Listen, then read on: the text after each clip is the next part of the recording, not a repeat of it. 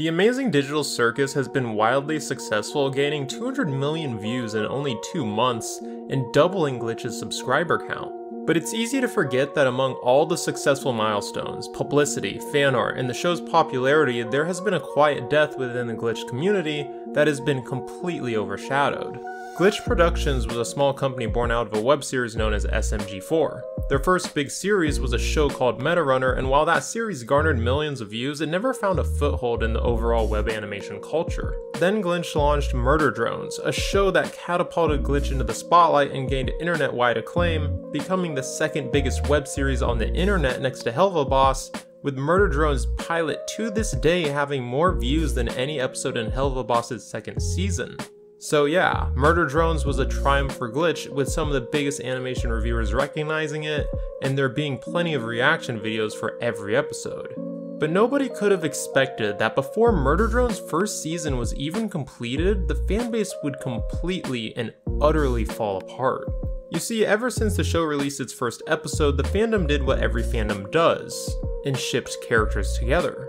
This was relatively harmless and to be expected, but things got more complicated than they ever needed to be when it came to shipping one of the main characters, N.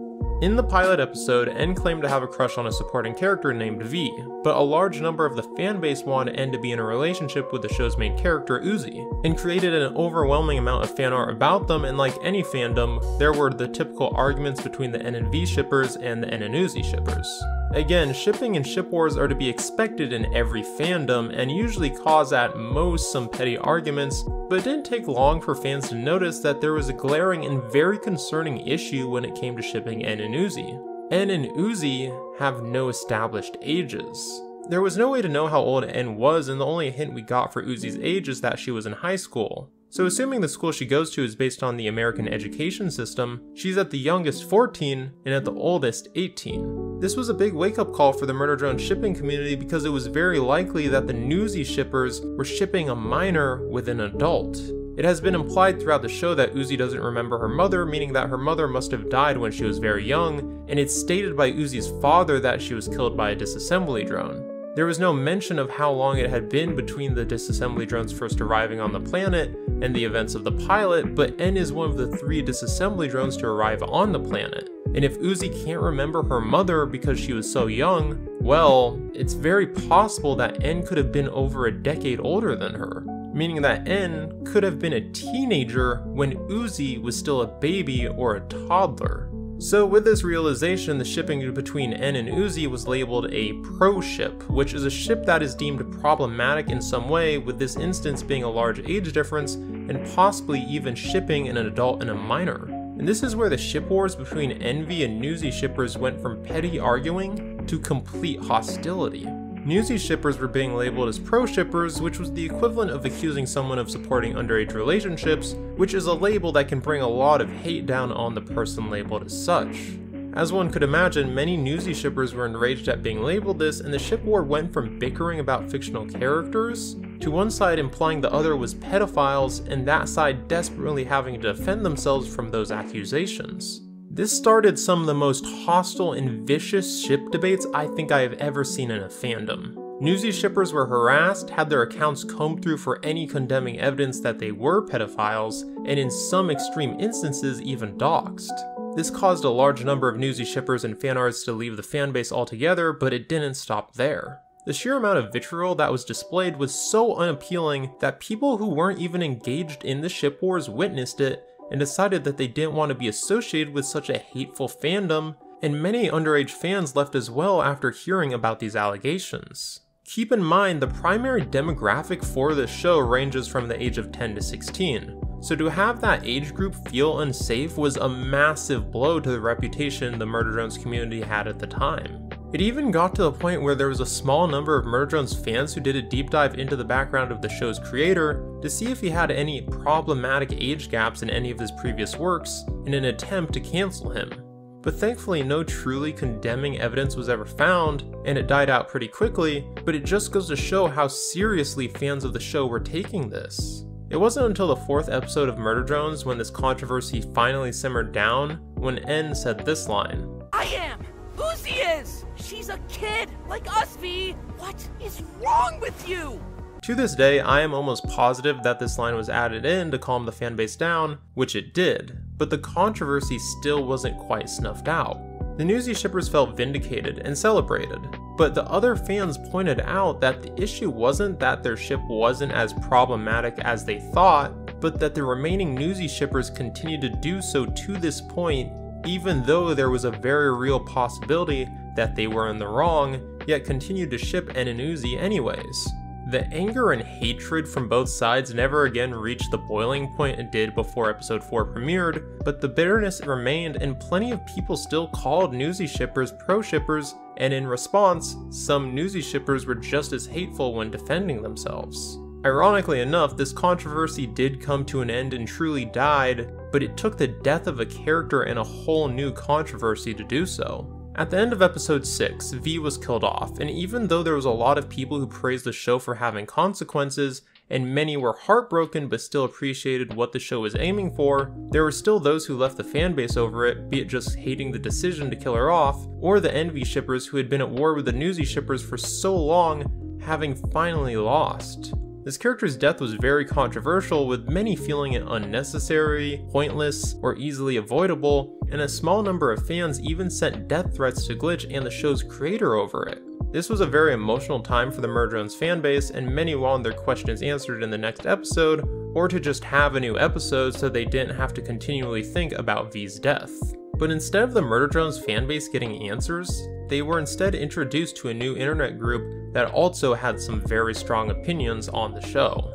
Let me introduce you to the YouTube Troll Police, more commonly known as the UTTP. The UTTP is an internet organization that has been around since roughly as early as 2010, who scourge YouTube for fan bases or YouTube channels they dislike and, as their namesake suggests, troll them. They usually do this by spamming channels' comment sections or by harassing Twitter users who post content related to whatever fanbase or YouTuber they disapprove of. So wouldn't you know it, shortly after the 6th episode of Murdrones was released, the UTTP set their sights on Murdrones fandom and started harassing the fans. Their typical way of doing so is to go on Twitter and Photoshop fake statements of Murdrone fan artists to frame them as an advocator of incest or as owners of CP, or threaten to dox them. And you would be surprised how effective this campaign against Murdrones fan artists was. Like I said earlier, the Murdrones fans' average age range is around 10 to 16 years old.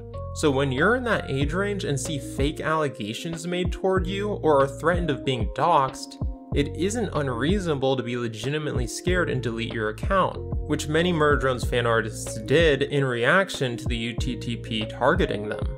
Now in reality, the UTTP are allegedly made up of mostly bots to make them seem bigger than they are, and to most are a complete joke that shouldn't be taken seriously. But the impact they had on the Murdrodrone fan art part of the fanbase was very real.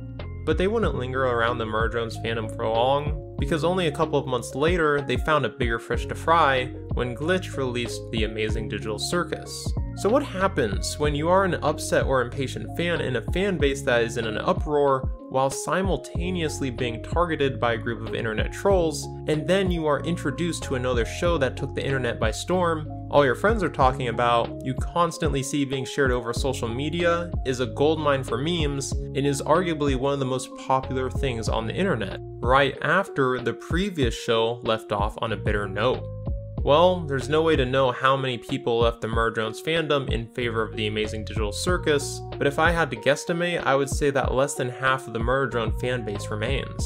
This is a tough situation because by releasing The Amazing Digital Circus, Murdrodrones is now always going to be seen as the inferior Glitch show. And now, there will be those who just will complain about how Glitch is continuing production on Murdrodrones, instead of putting all their effort into finishing the show that has a pilot with more views than every single episode of Murdrodrones combined. But in Glitch's defense, what could have they really have done? They could have waited until the next episode of Murdrones, but with that being the penultimate episode of the show, Digital Circus would have just undermined the hype for the finale. And if they chose to wait until Murdrones had finished, they would have had to wait until everyone had settled down from the ending, and at that point they would have been sitting on a fully finished episode for over 6 months, which would be pretty irritating for both the showrunner and the people who worked on it. So with the fanbase at this point in shambles, a new episode of Murdrones needed to be released as soon as possible to lighten the mood and give something new for the fans to focus on so they wouldn't be left ruminating over a controversial character death and the UTTP.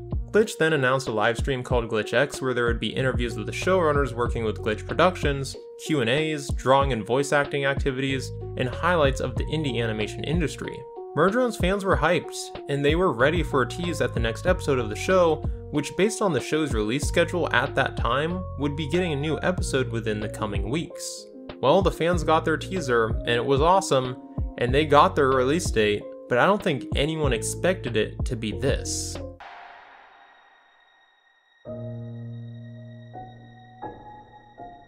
For context, episode 6 of Murdrones came out in August of 2023.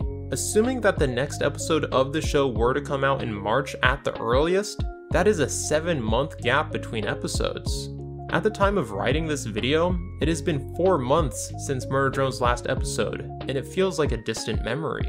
Fan artists have left in droves, either due to all the controversies they went through or to make fan art on the Amazing Digital Circus, which gets them way more attention than any Murdrones fan art did. A lot of diehard fans who were spellbound by the show are beginning to notice the flaws the show has as the honeymoon phase wears off, and unless Glitch pulls off an amazing marketing campaign for the last 2 episodes, the hype for the next episode isn't really there. Sure, the fans are still looking forward to the next episode, but as is with every show, the number of people who come back after the hiatus will only lessen the longer they wait.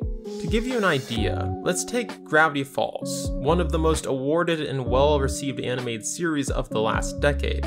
According to Wikipedia, which yes, I know isn't always reliable, but humor me, the season 1 finale had an estimated 3.18 million viewers before it went on a year-long hiatus. The season 2 premiere only had 2.37 million, which was the second most viewed episode of season 2, only beaten out by the series finale that had 2.47 million. For context of how steep of a drop-off in viewership this was, the least popular episode of season 1 had an estimated viewership of 2.70 million. Obviously take these estimates with a grain of salt because there are a lot of variables behind this, such as Gravity Falls switching channel ownership between seasons 1 and 2, but I think you understand the point I'm trying to make. So to summarize, the Murdrones fandom were at each other's throat for months over who N should be with. Many fans had allegations made against them that they advocate for underage relationships. The Murdrones fanbase gained a reputation for having one of the most vicious shipping communities of any web series. The show left off on an extremely controversial and bitter note. The fandom has been targeted by one of the biggest troll groups on the internet. The Amazing Digital Circus completely overshadowed Murdrones' relevance in the web animation sphere, and the show is on a hiatus lasting longer than half a year. Does the fandom sound like it's in a good place to you? Look, I don't mean to come off as fatalistic, and it's always possible that the next episode of Murdrones could win the fanbase back over, and Glitch can create a satisfying ending to the series, but there is no denying that the damage to the fanbase has been done, and its legacy will be nothing more than an example of how a fanbase can destroy itself.